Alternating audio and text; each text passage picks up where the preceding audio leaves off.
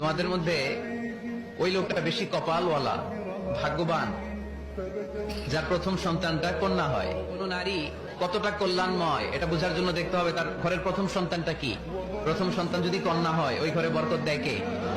তো আমরা অনেকে কন্যা হলে খুশি হতে চাই না, আছে না নাই? এগুলো জাহেলদের স্বভাব, জাহিলিয়াতের অভ্যেস। ছেলে হইলে অনেক খুশি, এলাকার সবাই মিষ্টি খাওয়ায়। মেয়ে হইলে চেহারাটার বাংলা পাশের মতো এরকম করে ফেলায়, আছে না নাই? না, ছেলে দেয় কে?